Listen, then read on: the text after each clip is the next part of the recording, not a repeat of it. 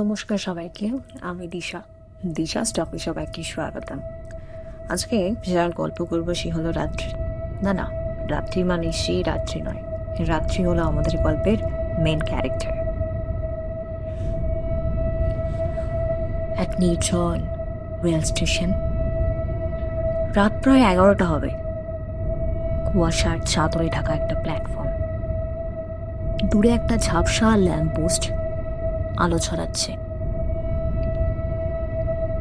রাত্রি ট্রেন ধরার জন্য স্টেশনে দাঁড়িয়েছিল। তার চোখে ক্লান্তি, কিন্তু একা থাকার ভয়টাকে আরো সজাগ করছিল। চারপাশের নিস্তব্ধতায় যেন একটা চাপা অস্বস্তি ছিল। স্টেশনের ঘড়ি 11:05 দেখাচ্ছে। রাত্রি বিড়বিড় করে বলতে থাকে শেষ ট্রেনটা আসার কথা ছিল এখন। হঠাৎ করেই দেখে একটা ঝোড়ো বাতাস বয়ে যায়, আর তার সাথেই স্টেশনে এক অদ্ভুত আওয়াজ। ট্রেনের হুইসেল শুনে রাত্রি একটু স্বস্তি পায়। তবে ট্রেনটি ছিল অদ্ভুত, পুরনো স্টিম ইঞ্জিনের মতো দেখতে। গেটম্যান কোনো সিগন্যাল দিচ্ছিল না। রাত্রি ধীরে ধীরে ট্রেনের কাছে যায়।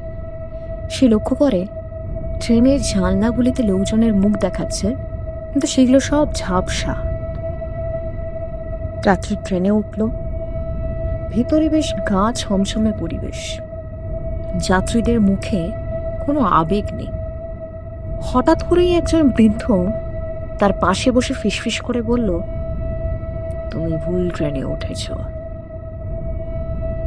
রাত্রি অবাক হয়ে বলে, এটা শেষ ট্রেন না?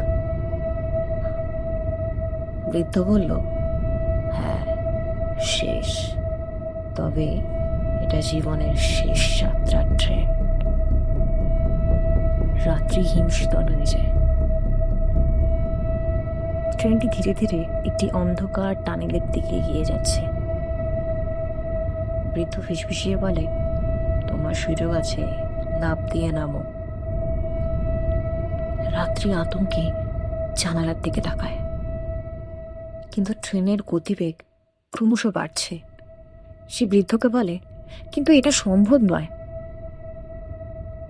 বৃদ্ধ বলে, জীবন আর মৃত্যুর মাঝে সময় অনেক কম, সিদ্ধান্ত নিতে হবে এখনই।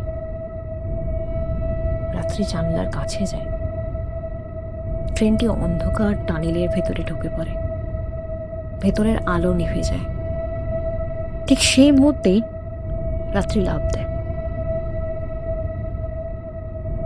রাত্রি ধীরে ধীরে উঠে দাঁড়ায়। তার মনে পড়ে বৃদ্ধের কথা, কিন্তু সে ট্রেনটির কোনো চিহ্ন দেখতে পায় না। কিছু দূর হেঁটে হেঁটে যাওয়ার পরে সে দেখতে পারে স্টেশনের বোর্ডে লেখা নির্জনপুর স্টেশন, ট্রেন পরিষেবা বন্ধ 1985 থেকে। রাত্রির গা শিউরে ওঠে।